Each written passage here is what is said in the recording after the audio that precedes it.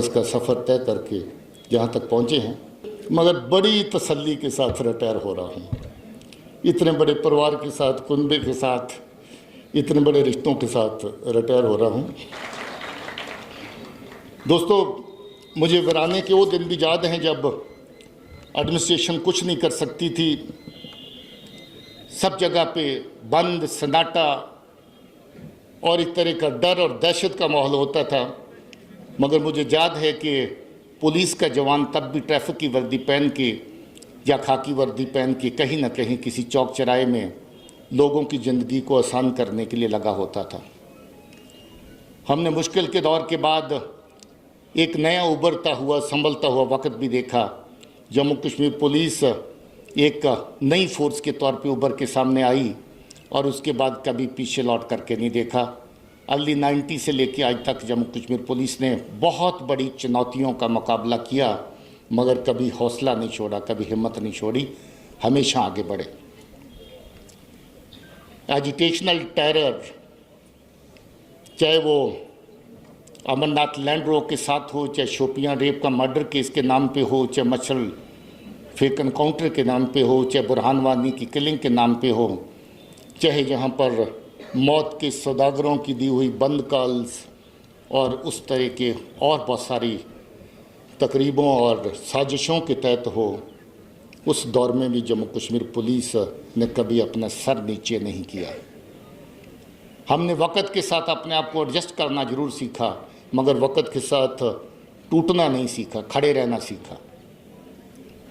वो भी वक़्त था जब कभी जो गांव देहात में लोग जाते हैं मेरे पुलिस के, वो सिविल कपड़ों में घर से ऑफिस तक, घर से जूनियर तक सफ़र करते थे, मगर कभी जिम्मेवारी से पीछे नहीं हटते थे।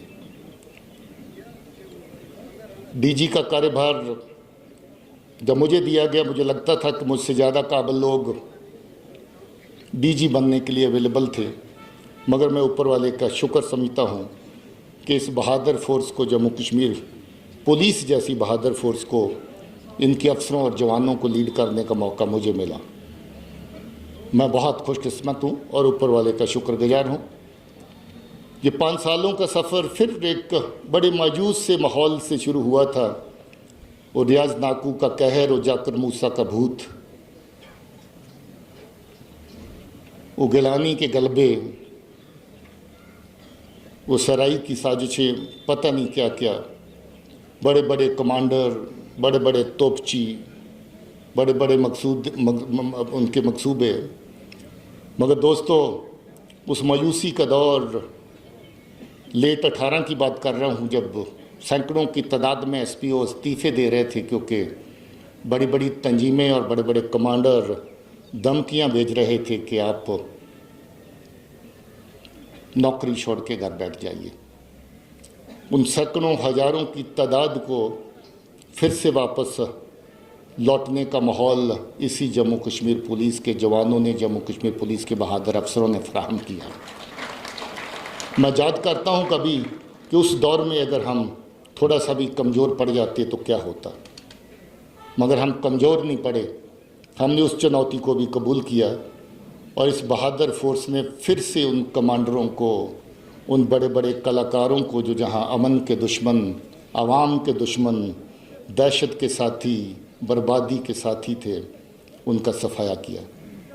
आज कभी कभी हम नाम ढूंढते हैं कि किसी कमांडर का नाम तो मिल जाए। इस बहादुर फोर्स और इनके साथ काम करने वाले हमारे CAPF के बहादुर ऑफिसर्स, हमारी बाकी गवर्नमेंट ऑफ इंडिया की एजेंसीज, जिनकी ढेर सारी कोशिशें ये रंग लाई हैं, जिसका जिक्र अभी किया कि आज हम अमन के माहौल में फिर पहुँचे हैं। ताकि अभी बहुत हद तक हम कामयाब हुए हैं कि अमन बहाल हो, मगर अमन बहाल कर देना काफ़ी नहीं होता। अमन की रखवाली करना एक बहुत बड़ी चुनौती है। आज अमन की रखवाली का दौर है और मैंने ये भी कहा था कि अभी साजिशें ख़त्म नहीं हुई, अभी टेरर की थ्रेट्स ख़त्म नहीं हुई। हमें सतर्क रहना है, हमें सबको मिल कर के काम करना है। दोस्तों, इतनी लंबी चौड़ी फहरिस्त मैं अपने पीछे दोस्तों की छोड़ रहा हूँ। याद आता कि कौन होगा जिसने मेरा साथ नहीं दिया। चाहे वो फोर्स में वर्दी का आदमी है, चाहे वो सीएपीएफ में काम करने वाले छोटे से छोटे सिपाही से लेकर बड़े से बड़े अफसर तक था, चाहे वो गवर्नमेंट ऑफ इंडिया की एजेंसीज़ में जिसमें महेश साहब पीपीजी बैठे हुए हैं, उससे पहले जितने लोग जहाँ पर रहे होंगे, आरएडब्ल्यू, बाकी ऑर्गेनाइजेशंस के साथी, सीएपीएफ जितनी जहाँ पर तैनात हैं, मुझे लगता है कि इतने किसी कोने में आपको इस तरह का खूबसूरत मिक्सचर, इतना खूबसूरत कॉम्बिनेशन कहीं नहीं मिलता है जितना खूबसूरत कॉम्बिनेशन जहाँ है। लोगों की ढेर सारी एप्रीहेंशंस, पता नहीं हम लोग किस तरीके से बिहेव करेंगे। दोस्तों, सल्यूट है इस फोर्स को, इस जवान को। मैं हफ्ता 10 दिन ऐसे घूमा था जैसे चक्री की तरह घूमते हैं। हर जवान के पास गया था, हर थाने, हर चौकी, हर जूनियर के पास गया था कि दोस्तों, बात जब फ़र्ज की आएगी और जज्बात की आएगी तो खाकी वर्दी वाला क्या चुनेगा। तो हर जवान का ये कहना था कि खाकी वर्दी वाला अपने फ़र्ज के साथ खड़ा होगा, जज्बात अंदर रहते हैं, और इस फोर्स ने अपने फ़र्ज को चुना।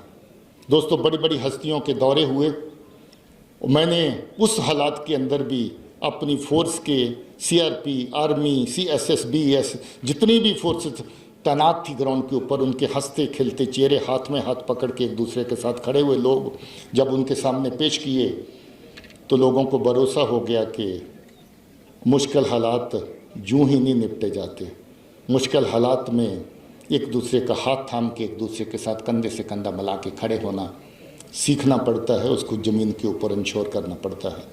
दोस्तों, इतना सहयोग सब फोर्सेस का पुलिस के साथ रहा। मैं अकेले के लिए उनको शुक्रिया कहना चाहता हूँ। आर्मी को, सीआरपी को, एसएसबी को, सीआईएसएफ को, आईटीबीपी को और तमाम फोर्सेस, आर्मी के ऑफिसर्स को, जवानों को, जिन्होंने हमारे साथ, देखिए हम लोग काम करने में ही साथ नहीं होते बल्कि हम शहादतों में भी साथ होते हैं। आपको याद है गडोल का कुकरनाग का एनकाउंटर, जहाँ मुझे चिंता थी कि हम हमायूं को ज़िंदा बचा सकें, वहीं ये भी चिंता थी कि मेजर आशीष और उसके साथ कर्नल मनप्रीत को भी ज़िंदा नीचे उतार सके। हम नहीं कर सके ऐसा। कल एक थाना हमने डेडिकेट किया है मेजर डीएसपी हुमायूं मुजम्मल भट्ट के नाम, ताकि दुनिया सदैव याद रखे कि हमारे अफसरों की, हमारे जवानों की, हमारी कुर्बानी, वो एक सॉर्ट ऑफ रिप्रेजेंट करता है हमारी शहादतों को, हमारे लोगों को। दोस्तों, इतनी लंबी शहादतें मुझे लगता है कि किसी फोर्स के हिस्से नहीं आई होंगी। हम अपनी शहादतों को कभी भूल नहीं सकते। हमारे बहादुर जवानों ने, अफसरों ने जो शहादतें दी हैं, मैं हमेशा उनके लिए ऋणी रहूँगा। हमें फ़ख्र तो होता है, गर्व तो होता है किसी शहादत पे कि वतन के, कौम के काम आते हुए किसी ने अपनी जान की आहुति दी। मगर दोस्तों, एक बहुत बड़ा दुख, एक बहुत बड़ा गैप भी पैदा करती है और शहादत, जो उस परिवार को ज़िंदगी भर महसूस होता रहता है। हम सिर्फ गर्व करने पर और उनको सल्यूट दे करके आखिरी विदायगी देने तक अपने कामों को सीमित नहीं रख सकते। उनके परिवारों के लिए सिर्फ और सिर्फ खाली हमदर्दी लेकर के अपना फ़र्ज पूरा नहीं कर सकते। उनके लिए ता ज़िंदगी उनके साथ खड़े होना हमारा फ़र्ज है। उनके बच्चों के साथ खड़े होना हमारा फ़र्ज है।